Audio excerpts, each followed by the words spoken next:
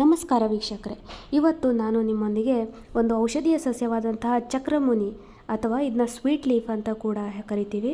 ಹಾಗೆ ಇದನ್ನು ಮಲ್ಟಿವಿಟಮಿನ್ ಸಸ್ಯ, BP ಸೊಪ್ಪು ಅನ್ನೋಂತಹ ವಿವಿಧ ಹೆಸರುಗಳಲ್ಲೂ ಕೂಡ ಕರಿತೀವಿ. ಇದು ವೈಜ್ಞಾನಿಕವಾಗಿ ಸೌರೋಪಸ್ ಆಂಡ್ರೋಗೈನಸ್ ಅಂತ ಹೇಳ್ತೀವಿ. ಇದು ಫಿಲ್ಯಾಂಥೇಸಿಯೆ ಎಂಬ ಒಂದು ಸಸ್ಯ ಕುಟುಂಬಕ್ಕೆ ಸೇರಿದೆ. ಇದರಲ್ಲಿ ನಾವು ಎಲೆ ಮತ್ತು ಬೇರುಗಳನ್ನ ಕೂಡ ಔಷಧಿ ತಯಾರಿಕೆಯಲ್ಲಿ ಉಪಯೋಗಿಸ್ತೀವಿ.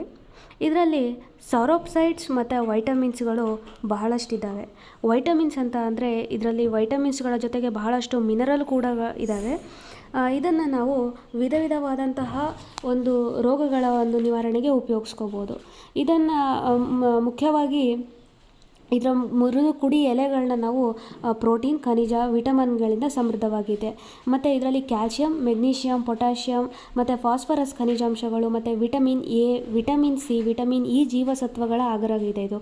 ಹಾಗಾಗಿ ರಕ್ತಹೀನತೆ ಬಳಲುವಂಥ ಹೆಣ್ಣು ಮಕ್ಕಳಿಗೆ ಇದೊಂದು ವರದಾನ.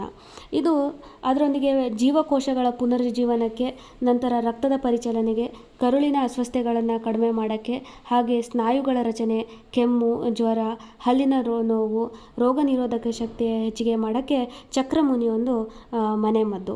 ಅದರೊಂದಿಗೆ ಇದು ದೇಹದ ತೂಕವನ್ನು ಕೂಡ ಕಡಿಮೆ ಮಾಡೋಕ್ಕೆ ಸಹಾಯಕಾರಿಯಾಗಿದೆ.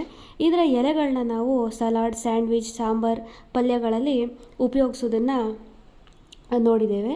ಹೀಗೆ ಬಹಳಷ್ಟು ಔಷಧೀಯ ಗುಣ ಇರುವಂತಹ ಒಂದು ಸಸ್ಯ ಇದು ಚಕ್ರಮುನಿ ಸೊಪ್ಪು.